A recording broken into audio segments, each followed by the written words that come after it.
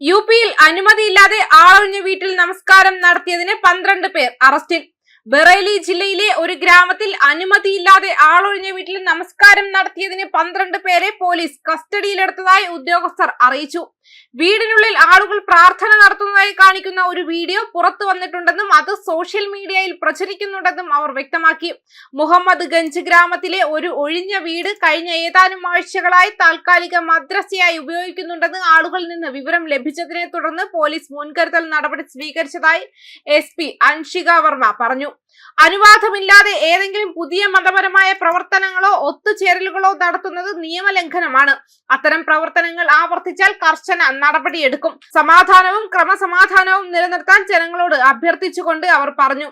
അറസ്റ്റിലായ 12 പേർക്കെതിരെയും സമാധാന ലംഘനവുമായി ബന്ധപ്പെട്ട വകുപ്പുകൾ ചുമത്തി കേസെടുത്തതായി പിന്നീട് മജിസ്ട്രേറ്റിന് മുന്നിൽ ഹാജരാക്കിയതായും അദ്ദേഹം ജാമ്യം അനുവദിച്ചതായും പോലീസ് പറഞ്ഞു. ഒളിവിൽ കഴിയുന്ന മറ്റ് 3 പേരെ കണ്ടെത്താനുള്ള ശ്രമം തുടരുകയാണ്. പോലീസ് പറയുന്നതനുസരിച്ച് ഒഴിഞ്ഞുകിടക്കുന്ന ഒരു വീട് ഹനീഫിന്റേതാണെന്നും വെള്ളിയാഴ്ച നമസ്കാരത്തിനായി താൽക്കാലികമായി ഉപയോഗിച്ചിരുന്നതായും പ്രാഥമിക അന്വേഷണത്തിൽ കണ്ടെത്തി. അധികാരികൾ ആവശ്യപ്പെട്ടപ്പോൾ രേഖാമൂലമുള്ള അനുമതിയോ സാധുവായ രേഖകളോ ഹാജരാക്കാൻ കഴിഞ്ഞില്ലെന്നും അവർ പറഞ്ഞു. വീട്ടിൽ അനുമതിയില്ലാതെ പതിവായി പ്രാർത്ഥന നടത്തുന്നതിനെ ചില ഗ്രാമവാസികൾ എതിർത്തതായും അധികൃതരെ അറിയിച്ചതായും തുടർന്ന് പോലീസ് സ്ഥലത്തെത്തി യോഗം നിർത്തിവെച്ചതായും പോലീസ് പറഞ്ഞു. അന്വേഷണത്തിന്റെ ഭാഗമായി ഓൺലൈൻ വീഡിയോ കണക്കിലെടുത്തിട്ടുണ്ടെന്നും ഉദ്യോഗസ്ഥർ കൂട്ടിച്ചേർത്തു. അതേസമയം ഒരാഴ്ച മുൻപ് അയോധ്യയിലെ ശ്രീരാമ ജന്മഭൂമി സമുച്ചയത്തിലെ സുരക്ഷാ ഉദ്യോഗസ്ഥർ 3 കാശ്മീരി മുസ്ലിങ്ങളെ അതീവ സുരക്ഷയുള്ള ക്ഷേത്ര പരിസരത്ത് നമസ്കാരം നിർവഹിച്ചു കൊണ്ടിരുന്നതായി കണ്ടെത്തിയതിനെ തുടർന്ന് കസ്റ്റഡിയിലെടുത്തിരുന്നു.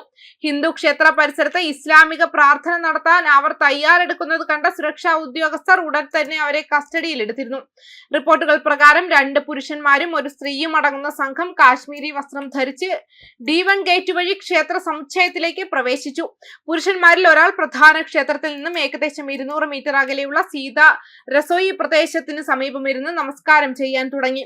എന്നിരുന്നാലും സുരക്ഷാ ജീവനക്കാർ ഇത് കണ്ടതായി പോസ്റ്റ് ചെയ്യുകയും അയാളെ തടയുകയും തുടർന്ന് ലോക്കൽ പോലീസിന് കൈമാറുകയും ചെയ്തു. ജമ്മു കാശ്മീരിലെ ഷോപ്പിയാൻ ജില്ലയിൽ താമസിക്കുന്ന 55 വയസ്സുള്ള അബു അഹമ്മദ് ഷെയ്ഖ് എന്നയാളാണ് നമസ്കാരം ആരംഭിച്ചതെന്ന് തിരിച്ചറിഞ്ഞിട്ടുണ്ട്. സ്ത്രീയുടെ പേര് സോഫിയ എന്നാണ്. അതേസമയം മൂന്നാമത്തെ യുവാവിന്റെ വ്യക്തിത്വം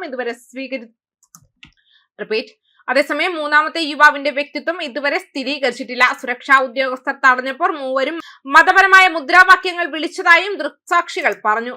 ഭീകരാക്രമണങ്ങളിലും സുരക്ഷാ സേനയുമായുള്ള നീണ്ട പോരാട്ടങ്ങളിലും അതിജീവിക്കാൻ തീവ്രവാദികൾ പലപ്പോഴും ഇത്തരം ഉണക്കപ്പഴങ്ങൾ കൊണ്ടുപോകുന്നതിനാൽ കശുവണ്ടി, ഉണക്കമുന്തിരി തുടങ്ങിയ വസ്തുക്കൾ ഇവരുടെ കൈവശം ഉണ്ടായിരുന്നതായി കണ്ടെത്തി. സംഭവത്തെ തുടർന്ന് രഹസ്യാന്വേഷണ ഏജൻസികളും പ്രാദേശിക പോലീസും മുതിർന്ന ഭരണ ഉദ്യോഗസ്ഥരും ഉടൻ സ്ഥലത്തെത്തി.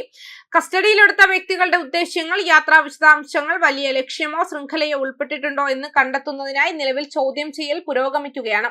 മാത്രമല്ല ഈ സംഭവങ്ങളുടെ പിന്നിൽ ക്രമസമാധാന ലംഘനം നടത്തി രാജ്യത്തിന്റെ സമാധാനം നശിപ്പിക്കുക എന്ന ഉദ്ദേശ്യവും ഉണ്ടെന്നാണ് വ്യക്തമാക്കിയിരിക്കുന്നത്. ന്യൂസ് ഡെസ്ക് കർമ്മ ന്യൂസ്.